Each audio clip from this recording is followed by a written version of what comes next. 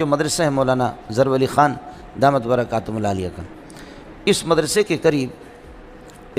قریب ایک کوٹھی ہے، اور یہاں کے جو لوگ ہیں بہت اچھے لوگ ہیں، مسلمان ہیں، سنی ہیں، اہل سنت ہیں۔ ان کے کسی لڑکے کا یہ ہے کہ اس کی منگنی ہوگی پرویزی کسی لڑکی کے ساتھ، یہی شیخ محمد کے لوگوں کے ساتھ، اور جب منگنی ہو گئی تو اب نکاح کا وقت آ گیا، تو انہوں نے کہا کہ نکاح ہم نہیں دیں گے۔ پرویزیوں نے کہا یا ہمارے ساتھ بحث کرو، مباحثہ کرو، ہم اپنا مولوی لاتے ہیں، تم اپنے مولوی لاؤ۔ اگر پرویزی ہمارا جیت گیا تو لڑکے کو پرویزی اہل قرآن ہونا پڑے گا، منکر حدیث ہونا پڑے گا، تو پھر لڑکی دے دیں گے۔ اور اگر یہ ہے کہ تمہارا مولوی جیت گیا، مسلمان جیت گیا، پرویزی تو ہے مرتد بے ایمان، تو اس لیے کہہ رہا ہوں میں، اگر تمہارا مسلمان سنی جیت گیا تو پھر یہ ہے کہ لڑکی والے ہم لوگ بھی ہے کہ ہم بھی مسلمان ہو جائیں گے، یہ کریں گے۔ چنانچہ ہمارے بھائی مولانا عبدالرشید صاحب شیخ الحدیث اشرف المدارس کے حضرت نے مجھے بتایا کہ بھائی اس قسم کا مسئلہ ہے اور اس میں آپ نے آنا ہے۔ اب ہم 3-4 شیخ الحدیث جا رہے ہیں، میں مولانا عبدالرشید صاحب اشرف المدارس کی شیخ الحدیث، مولانا اسحاق صاحب جو مسلم شریف پڑھاتے ہیں، مولانا عبدالہادی صاحب جو مناظر اسلام ہیں، اور کچھ ساتھی ہمارے، ہم چلے گئے وہاں۔ گفتگو طے یہ ہو گئی کہ مولانا گفتگو کریں گے عبدالرشید صاحب، اور جیسے ہم لوگ، وہ کہہ رہے تھے نہیں آپ گفتگو کریں گے، جیسے ہم لوگ وہاں پہنچے،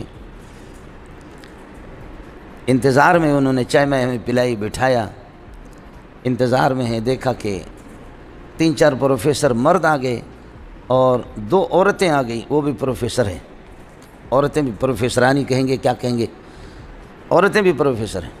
وہ عورتیں اتنی تیز ہیں، اب انہوں نے کہا کہ بس شروع کرو۔ حضرت سے میں نے عرض کیا کہ خواتین کے ساتھ ہم خواتین سے کیا گفتگو کریں گے، اگر ہم جیت بھی جائیں گے تو تب بھی ذلت ہے ہمارے لیے کہ تم نے کون سے عالم سے بحث کی، اور اگر ہار گئے خاتون، کسی خاتون نے ہمیں ہرایا تو ہمارے جیسے رسوا کوئی نہیں ہوگا کائنات کے اندر۔ اس لیے میں نے قسم اٹھائی کہ میں گفتگو نہیں کرتا، آپ کر لیں۔ تو حضرت نے فرمایا کہ گفتگو کرتے ہیں تب بھی ذلیل ہے، اور نہیں کرتے ہیں، راہ فرار اختیار کرتے ہیں تو اور زیادہ ذلیل ہے کہ عورتوں سے ڈر گئے۔ اب گفتگو کرنی ہے، میں نے کہا آپ گفتگو کر لے، میں آپ کو آہستہ آہستہ اشارہ دیتا جاؤں گا، آپ گفتگو کریں۔ تو حضرت نے فرمایا کہ ہاں، کس طرح آپ لوگ حدیث کو نہیں مانتے؟ تو انہوں نے کہا کہ آپ کس طرح مانتے ہیں، آپ بتائیں اس کی دلیل۔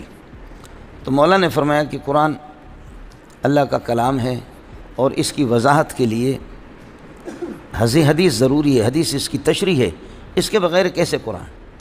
تو اس خاتون نے کہا الف لام را تلک آیت الکتاب المبین، مولانا ابانا یبین و ابانتاً سے مبین کا معنی کھلم کھلا، بالکل واضح، بالکل واضح، بالکل واضح۔ جو چیز مکمل واضح ہے، اب سورج کے لیے اور کون سی چراغ لائیں گے دکھانے کے لیے؟ قرآن بالکل واضح ہے، اس کے لیے کس وضاحت کی ضرورت ہے؟ بل ہوا آیت بینات، کیوں ہے بینات؟ بالکل واضح۔ مولانا غریب حافظ نے یہ حضرت نے فرمایا کہ یہ عربی میں ہے اور موجز کلام ہے، مختصر ہے۔ تو اس نے کہا اعجمیوں و عربی، کیا عربی کیا اعجمی، دونوں برابر ہے، سب اس کو سمجھتے ہیں۔ حالانکہ اس آیت کا مقصد ہی یہ نہیں ہے، لیکن اس خاتون نے مغالطہ دیا حضرت کو۔ اب چونکہ حضرت حافظ ہی نہیں ہے، یہ آیت اللہ آپ کا بھلا کریے کہ 24ویں پارے کے آخر میں بھی ہے، اور یہ آیت 14ویں پارے میں بھی ہے۔ سیاق و سباق سے جو آدمی ترجمہ پڑھاتا ہے، تفسیر پڑھاتا ہے، اس کو، ورنہ اس نے ایسا مغالطہ دیا اعجمیوں و عربی، کیا عربی کیا اعجمی، بل کلاہما یستویان، دونوں اس میں اعجمی عربی برابر ہے، سب اس کو آسانی سے سمجھ سکتے۔ اب میں نے دیکھا کہ مولانا گھوم گیا، سمجھے؟ یہ ہے جی، اس اگر ایسے کر کے ہم لوگ بیٹھ جاتے ہیں نا، تو پھر یہ لوگوں نے کچھ پڑھا بھی نہیں ہے، سمجھے؟ ان لوگوں نے یہ پڑھا ہوا بھی کچھ بھی نہیں ہوتا ہے، پروفیسر لوگ ہوتے ہیں، اس قسم کے لوگ ہوتے ہیں، سمجھے؟ بہت عجیب مسئلہ ہے۔ اس لیے گزارش ہے آپ حضرات سے۔ تو پھر میں درمیان میں کود پڑا، میں نے دیکھا کہ مولانا اب شہید ہو رہا ہے، سمجھے؟ مولانا کو پسینے پہ پسینہ آ رہا ہے، پسینے پہ پسینہ آ رہا ہے، پسینے پہ پسینہ، پسینے پہ پسینہ، مولانا اب شہید ہو گیا، سمجھ شریف میں کی۔ تو اس خاتون سے پھر میں نے آسان طریقے سے کہ عوام کو بھی بات سمجھ میں آ جائے، میں نے کہا کہ قرآن بالکل واضح ہے لیکن میں ایسا نابینا ہوں کہ مجھے کچھ نظر نہیں آتا، آپ مجھے دکھائیں۔ آپ کا کہنا ہے کہ قرآن میں فجر کی رکعتیں آپ کے ہاں کتنی ہیں؟ انہوں نے کہا 2۔ میں نے کہا یہ قرآن میں کس جگہ پر ہے؟ ظہر کی کتنی رکعتیں؟ 4۔ میں نے کہا یہ قرآن میں کس جگہ پر؟ عصر کی کتنی رکعت؟ انہوں نے کہا 4۔ میں نے کہا یہ وہ آیت بتا دو عصر والی جس میں 4 رکعت، مغرب کی 3 رکعت، عشاء کی 4 رکعت۔ اس طرح 45 مسائل میں نے اس کو موٹے موٹے بتائے۔ میں نے کہا دیکھ قرآن میں بالکل واضح ہے اور ماشاءاللہ آپ اس کی وضاحت سے واقف ہیں، میں نابینا ہوں، مجھے نظر نہیں آ رہا، یہ مجھے دکھا دیں۔ اور آپ چاہیں تو سینکڑوں مسائل میں آپ کے سامنے ڈھیر بھی لگا دوں، سمجھے؟ اب انہوں نے کہا کہ آپ ہمیں وقت دے دیں، آپ ہمیں وقت دے دیں، ہم شیخ محمد کو لے کر آئیں گے۔ وہ شیخ محمد پرلے درجے کا، وہ 50 مرتبہ مجھ سے بھاگ چکا ہے، سمجھے؟ ٹائی لگاتا ہے، عالم معلم کچھ بھی نہیں ہے، عربی سے بالکل نا واقف ہے، پڑھا ہی نہیں ہے اس نے کچھ۔ تو خیر انہوں نے کہا کہ 1 ہفتے تک آپ ہمیں مہلت دے دیں۔ میں نے کہا اس وقت تو لکھ دو کہ ہم ہار گئے، اس وقت لکھ دو کہ ہم لاجواب ہو گئے، یہ ہم لکھ دو، پھر 1 ہفتے کے بعد جیسے شیخ محمد آئے گا تو ہم بھی آئیں گے، سمجھے؟ تو مجھے پتہ تھا کہ شیخ محمد نہیں آئے گا، وہ 50 مرتبہ پہلے بھاگ چکا ہے، تو اس وجہ سے اللہ آپ کا بھلا کرے۔ وہ 1 ہفتے تک وہ آئے بھی نہیں، بڑا رابطہ انہوں نے کیا، نہیں آئے۔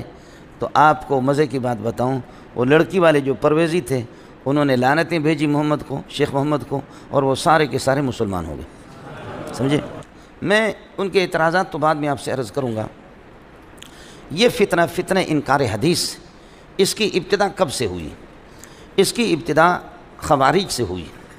سب سے پہلے خوارج جو حضرت علی کے سامنے آ کر کے کہتے تھے، آپ نے نفحۃ العرب میں پڑھا ہے، ان الحکم الا للہ، ان الحکم الا للہ، فیصلہ حکم صرف اللہ کا چلے گا، حکومت اللہ کی ہوگی، کسی اور کی بات نہیں ہے۔ خلاصہ یہ نکلا نہ نبی کی بات قابل اعتماد ہے، نہ صحابہ کی احادیث موقوفہ قابل اعتماد ہے، ان الحکم الا للہ، هو القرآن فقط۔